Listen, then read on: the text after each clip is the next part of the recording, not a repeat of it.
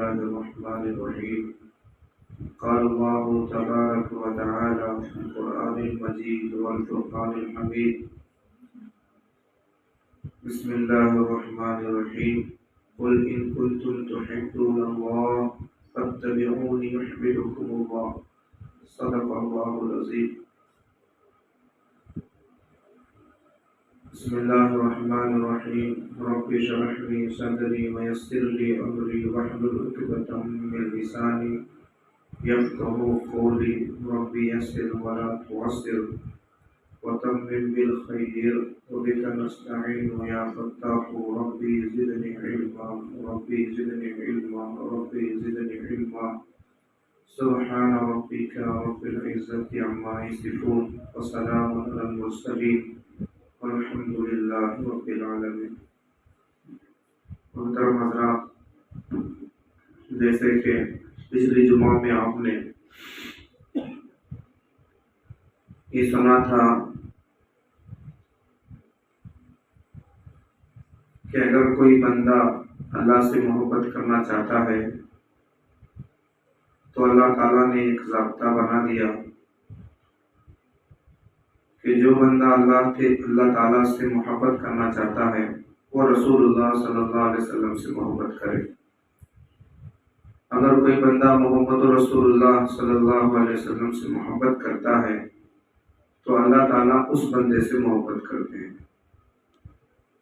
جیسا کہ فرمایا قل ان کنتم تحبون اللہ، اے نبی جی آپ لوگوں کو بتا دیجئے، کہہ دیجئے کہ جو ہم سے محبت کرنا چاہتا ہے تحبون اللہ فاتبعونی، وہ آپ کی اتباع کرے. جو آپ کی اتباع کرے گا، جو آپ کی فرما برداری کرے گا، جو آپ کی نقل کرے گا، یحببکم اللہ، اللہ اسے محبت کریں گے.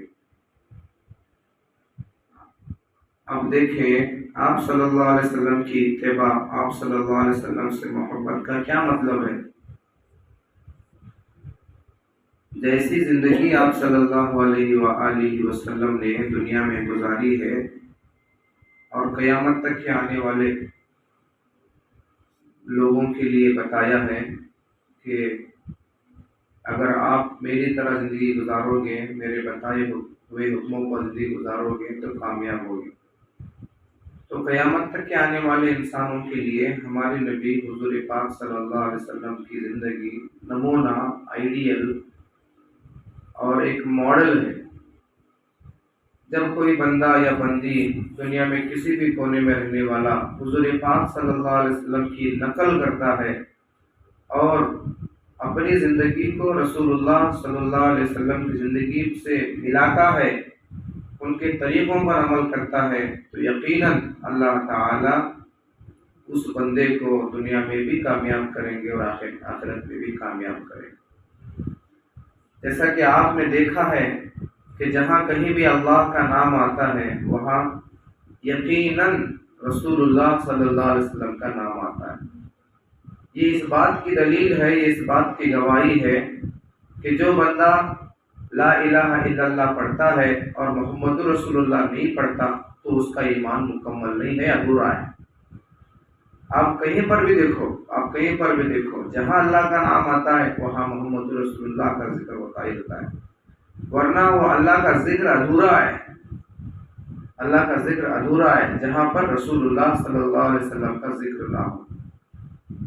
یہاں تک کہ آدم علیہ السلام کو جب اللہ تعالیٰ نے پتلا بنایا، روح ڈالا، سارے فرشتوں کو آدم علیہ السلام کو سجدہ کرنے کے لیے کہا، سارے فرشتوں نے سجدہ کیا سوائے ایک شیطان کے، ابلیس کے. جب اس وقت میں ابراہیم علیہ السلام جنت میں کچھ ان سے خطا ہونے کی وجہ سے، انبیاء سے خطا نہیں ہوتی، ہمارا ایمان ہے، اللہ کا ایک پلان تھا، ایک منصوبہ تھا، دنیا بنانا تھا. تو ابراہیم علیہ السلام کو جس پھل کے کھانے سے اللہ نے انکار کیا تھا جنت میں، اس پھل کو کھا لیے تو اللہ نے دنیا میں بھیج دیا. آپ اکثر وہ واقعہ سنتے ہیں. تو دنیا میں آ کر کتابوں میں لکھا ہے آدم علیہ السلام نے بہت رویا اس ایک غلطی پر، اس ایک خطا پر. آدم علیہ السلام نے بہت رویا، یہاں تک کہ لکھا ہوا ہے کہ ان کے چہرے پر رونے کی وجہ سے ایسے داغ بن گئے تھے، نالیاں بن گئے تھے۔ اور لکھا ہے کہ پوری امت کا، پورے آدم علیہ السلام سے لے کر آج تک قیامت میں جتنے انسان آئیں گے، ان ساری انسانیت کا رونا ایک طرف اور آدم علیہ السلام کا رونا ایک طرف۔ سوچے کتنا رونے والے ہوں گے۔ اور روتے تھے اپنے اس خطا پر، ندامت، شرمندگی ہوتی تھی۔ تو اس وقت میں آدم علیہ السلام کو اچانک یاد آیا، خیال آیا، اے اللہ، میں محمد رسول اللہ صلی اللہ علیہ وسلم کے صدقے میں میری غلطی کی معافی مانگتا ہوں۔ جس وقت آپ صلی اللہ علیہ وسلم کا واسطہ، وسیلہ، صدقہ دے کر آدم علیہ السلام نے دعا مانگی، دلیل موجود ہے اس کی، اللہ تعالیٰ نے آدم علیہ السلام کو معاف کر دیا۔ اللہ سب کچھ جاننے والے، عالم الغیب، سب کی خبر اور علم رکھنے والے آدم علیہ السلام سے پوچھا کہ اے آدم، آپ نے جس کے وسیلے سے دعا مانگی ہے وہ آپ نے کہاں دیکھا؟ اس شخص کیا آپ نے دیکھا ہے؟ کیونکہ دنیا کے پہلے انسان تو آدم علیہ السلام ہی ہے۔ آپ نے کس طریقے سے ان کا نام لیا، کیسے؟ تو آدم علیہ السلام کہنے لگے، اے باری تعالیٰ، جب آپ نے مجھے مٹی کا پتلا بنایا، روح ڈالا تھا، تو میری نظر جب آپ کے عرش پر پڑی تو میں نے دیکھا کہ لا الہ الا اللہ کے ساتھ محمد رسول اللہ ہے۔ تو میں نے اسی وقت سمجھ لیا کہ بھئی یہ جس کا نام اللہ کے ساتھ میں آ رہا ہے، یہ کوئی معمولی شخصیت نہیں ہے، یہ کوئی معمولی ذات نہیں ہے۔ تو میں نے اسی محمد رسول اللہ کے صدقے میں اپنی غلطی کی معافی مانگی۔ تو اس وقت میں آدم علیہ السلام سے اللہ رب العزت نے کہا کہ اے آدم، وہ میرے نبی ہیں، محمد رسول اللہ ہیں، وہ تیری ہی اولاد میں آخری زمانے میں آنے والے ہیں، اور میں نے جو تمہیں پیدا کیا ہے، جنت کو پیدا کیا ہے، دنیا کو پیدا کیا ہے، جہنم کو پیدا کیا ہے، جتنی بھی ساری میں نے دنیا میں جتنی بھی ساری چیزیں پیدا کی ہیں، وہ ساری کی ساری چیزیں اسی محمد رسول اللہ کے صدقے میں، ان کے طفیل میں پیدا کی ہیں، اللہ نے کہا۔ اگر ہمارے نبی نہیں ہوتے تو دنیا کی کوئی چیز نہیں ہوتی، کوئی چیز وجود میں نہیں آتی، کسی چیز کو اللہ نہیں بناتے۔ اللہ کو یہ بنانا تھا کہ محمد رسول اللہ صلی اللہ علیہ وسلم کے صدقے میں اللہ پوری دنیا کا نقشہ بنائے، اللہ پوری دنیا کا نقشہ بنائے۔ ورنہ دوستو بزرگوں، اللہ کو دنیا کو بنانے کی ضرورت نہیں تھی، انسانوں کو بنانے کی ضرورت نہیں تھی۔ اللہ نے انسانوں کو کیوں بنایا؟ کیا اللہ کے پاس عبادت کے لیے فرشتے کم تھے؟ آسمانوں میں، زمینوں میں اللہ کے پاس عبادت کے لیے فرشتے کم تھے؟ نہیں دوستو بزرگوں، اللہ کے پاس بے شمار فرشتے۔ کتابوں میں آتا ہے کہ ایک فرشتہ اگر قیام کی حالت میں اگر رکعت باندھ کے کھڑا ہوا ہے تو قیامت تک کے لیے وہ قیام میں ہی کھڑا رہے۔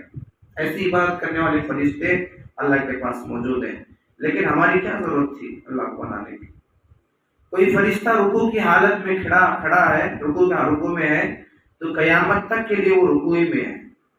اگر کوئی فرشتہ سجدے کی حالت میں ہے تو قیامت تک سجدے کی حالت میں۔ اور بے شمار فرشتے، آپ اندازہ لگائیں، کتابوں میں بات لکھی ہے، حدیثوں کی کتاب میں آتا ہے، اس کا مفہوم ہے کہ بارش کے ایک ایک قطرے کے ساتھ ایک ایک فرشتہ آتا ہے۔ کتنے قطرے برستے ہیں؟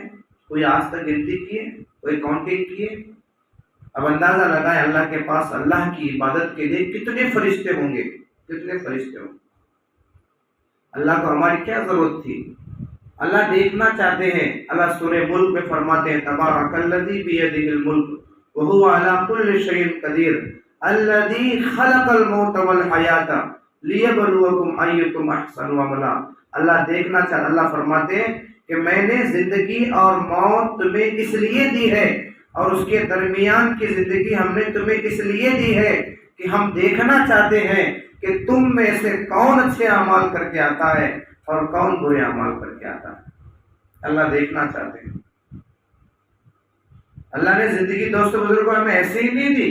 اگر بندہ کامیاب ہونا چاہتا ہے، دنیا کی زندگی میں بھی کامیابی چاہتا ہے، آخرت کی زندگی میں بھی کامیابی چاہتا ہے، تو اللہ کی قسم دوستو بزرگوں، جب تک بندہ رسول اللہ صلی اللہ علیہ وسلم کی 100% غلامی میں نہیں آتا، 100% اپنے سر کو نہیں جھکاتا، اپنی گردن کو اللہ کے نبی صلی اللہ علیہ وسلم کے سنتوں پر ایسا نہیں جھکاتا، تب تک کوئی بندہ کامیاب نہیں ہو سکتا۔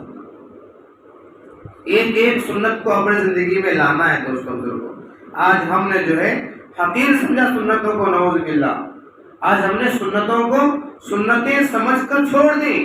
یہ تو ٹوپی ہے، یہ کیا سنت ہے، نہیں پہلے تو چلے گا، تو داڑھی ہے سنت ہے، نہیں چھوڑیں گے تو چلے گا، یہ تو جبہ ہے سنت ہے، فرض تھوڑی ہے، نہیں پہنے گے تو چلے، نہیں چھوڑے گا تو چلے گا۔ آج ہم نے دوستوں اور بزرگوں سنتوں کو اتنا حقیر سمجھا کہ آج ہمارے سنتوں کو ہم گٹروں میں بہاتے ہیں، نالیوں میں بہاتے ہیں، کوڑے دانوں میں پھینکتے ہیں۔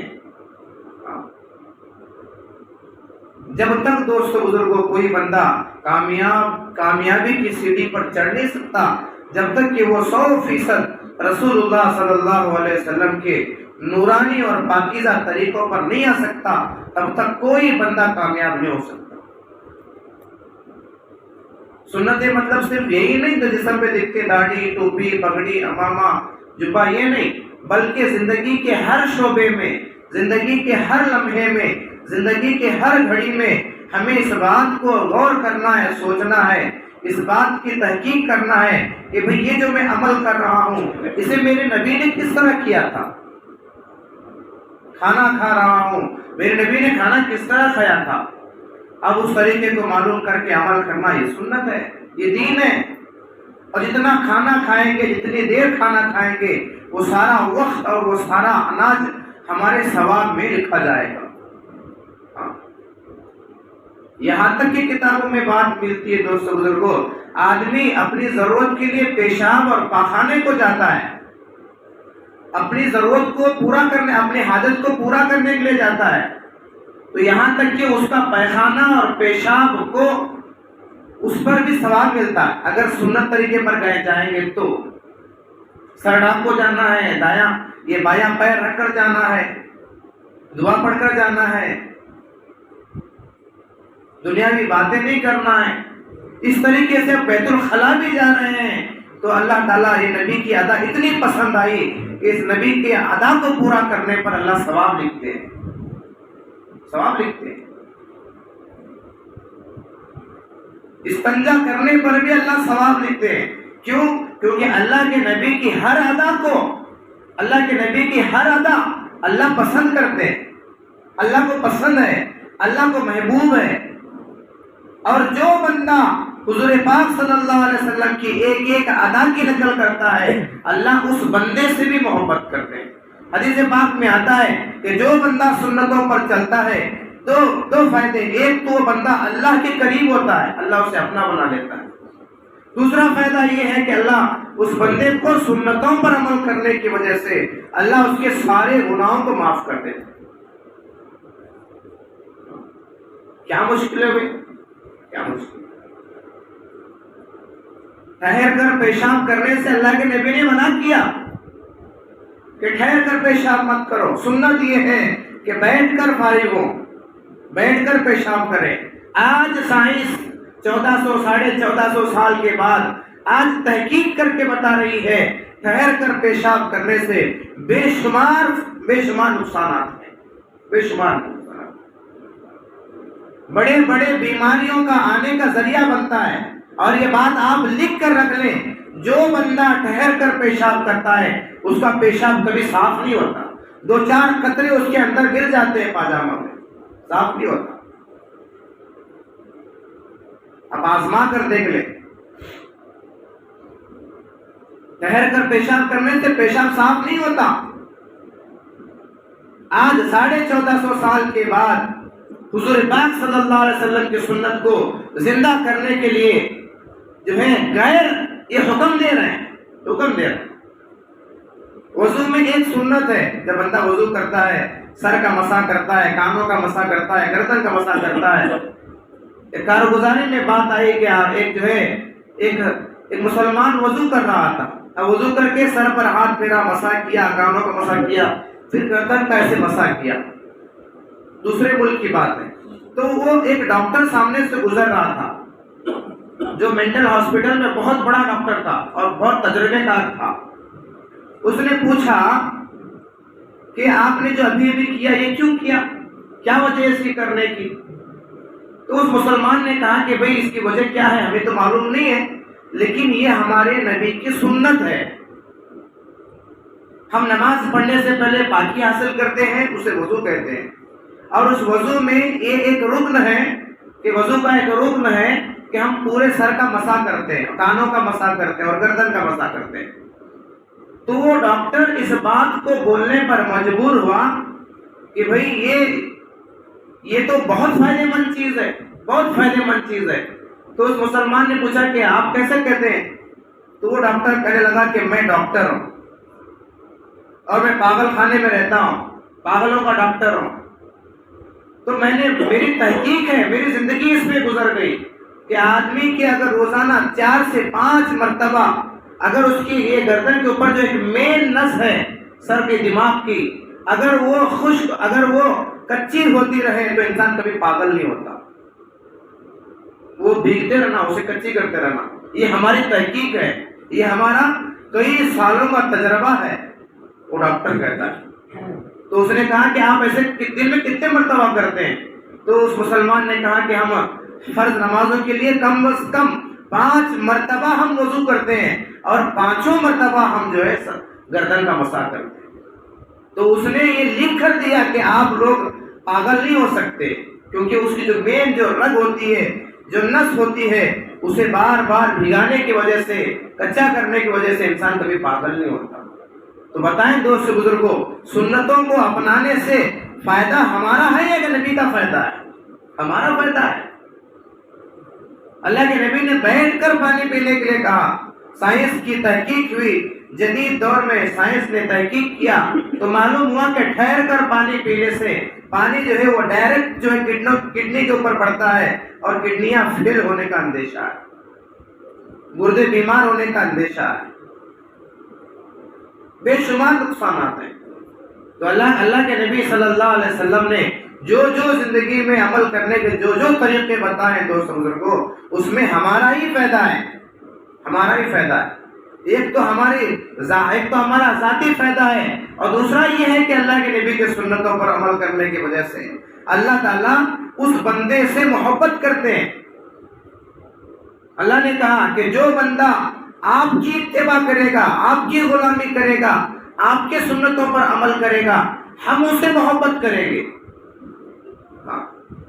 موسیٰ علیہ السلام کے زمانے میں جب فرعون جو ہے موسیٰ علیہ السلام کو بہت ستاتا تھا, اب ایک وقت ایسا ہے کہ مارنے کے لیے پیچھے لگا, دریا میں سارے لوگ غرق ہو گئے.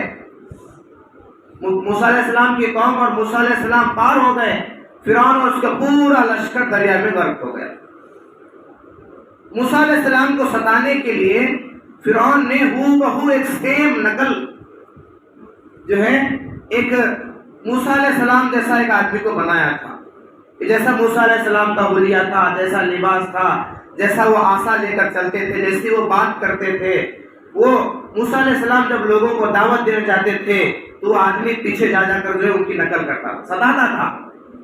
کوئی ثواب کی نیت سے نہیں کیا تھا, نبی کی نقل کرنے کی نیت سے نہیں کیا تھا, بلکہ صرف اور صرف ستانے کی غرض سے کیا تھا. اب پورا لشکر اس کا, فرعون کا اور پورا لشکر پورا ختم ہو گئے, لیکن وہ ایک آدمی بچا.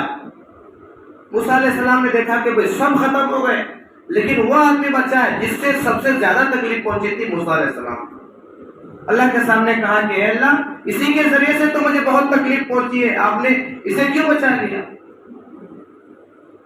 اللہ کہتے ہیں دوستوں ضرور کتابوں میں لکھا ہے کہ اللہ نے کہا کہ اے موسیٰ, تیری نقل اتاری تھی, تیرا جیسا حلیہ بنایا تھا, تیرے جیسا لباس پہنا تھا, میں نے میری جو ہے میری قدرت اسے مارنے سے جو ہے وہ جو ہے آج رہ گئی, میں نہیں مار سکتا کیونکہ اس سے تیر نکل کی ہے, گوارا نہیں ہوا کہ میں اسے ماروں. تو دوست بزرگوں, جو بندہ حضور پاک صلی اللہ علیہ وسلم کی اتباع کرتا ہے اور پوری اتباع کرتا ہے، پابندی کے ساتھ کرتا ہے، تو یقیناً دوستوں اور بزرگوں اللہ تعالیٰ اس کی دنیا کی زندگی کو خوشیوں سے بھر دیں گے، راحت سے بھر دیں گے، سکون سے بھر دیں گے، برکتوں سے بھر دیں گے۔ سنتوں پر عمل کرنے سے اللہ والوں نے کتابوں میں 2 فائدے لکھے ہیں۔ ایک فائدہ تو یہ ہے، جو بندہ یا جو بندی سنتوں پر مکمل عمل کرتے ہیں، ہر چیز میں اللہ کے رسول اللہ صلی اللہ علیہ وسلم کی سنتوں کو جان کر عمل کرتے ہیں، ان کے لیے 2 فائدے۔ ایک فائدہ تو یہ ہے کہ اللہ تعالیٰ اپنوں کی دلوں میں محبت ڈالتے ہیں، مسلمانوں کے دلوں میں، اپنوں کے دلوں میں، رشتہ داروں کے دلوں میں، گھر والوں کے دلوں میں محبت ڈالتے ہیں۔ سنتوں کو اپنانے کا ایک سب سے بڑا فائدہ یہ۔ دوسرا فائدہ یہ ہے، سنتوں کو اپنانے سے اللہ تعالیٰ غیروں کے دل میں، دشمنوں کے دل میں اللہ تعالیٰ اس سنتوں پر عمل کرنے والا کا ایک رعب ڈالتے ہیں۔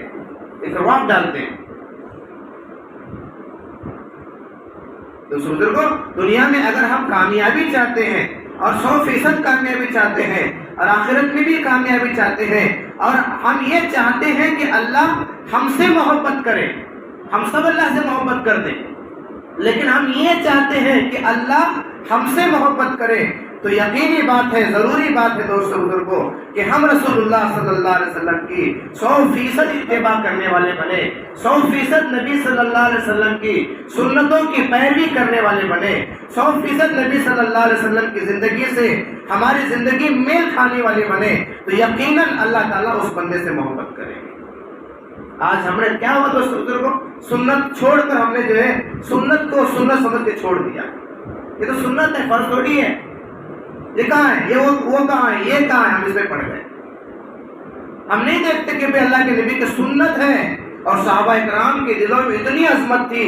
آخری واقعہ بات بتا کر ختم کرتے ہیں۔ اللہ کے رسول صلی اللہ علیہ وسلم اور حضرت عمر راستے سے جا رہے تھے رضی اللہ عنہ، ایک پیڑ تھا، اس کی ٹہنی تھوڑا نیچے تھی۔ اللہ کے نبی صلی اللہ علیہ وسلم اس وقت میں ایسا سر جھکا کر نیچے گئے، وہ ٹہنی ہے بول کر۔ حضرت عمر بھی رضی اللہ عنہ سر جھکا کر گئے۔ کچھ دن گزرے، اللہ کے نبی صلی اللہ علیہ وسلم دنیا سے رحلت فرما گئے، پھر بعد میں وہ درخت بھی گیا، درخت بھی نکالے، وہ ٹہنی بھی گئی، جھک کر جانے کی ضرورت نہیں تھی۔ لیکن جب بھی حضرت عمر رضی اللہ تعالیٰ عنہ اس راستے سے گزرتے، وہ درخت بھی نہیں ہے، وہ ٹہنی بھی نہیں ہے، لیکن اس نبی کی ادا کو زندہ کرنے کے لیے، اس نقل کو زندہ کرنے کے لیے سر کو جھکا کر چلتے۔ یہ اتباع ہے۔ اور دوستو بزرگوں، اتباع ہی کے راستے سے ہم جنت تک پہنچ سکتے ہیں۔ اتباع سنت، اس کے ذریعے سے ہم جنت تک پہنچنے کا شارٹ کٹ راستہ ہے۔ اللہ سے دعا ہے کہ اللہ تعالیٰ مجھے اور آپ کو 100% سنتوں پر عمل کرنے کی توفیق عطا فرمائے۔ سنتوں کو حقیر سمجھنے سے اور سنتوں کو جان کر چھوڑنے سے اللہ میری اور آپ کی موت کے آخری سانس تک حفاظت فرمائے۔ وآخر دعوانا الحمدللہ رب العالمین۔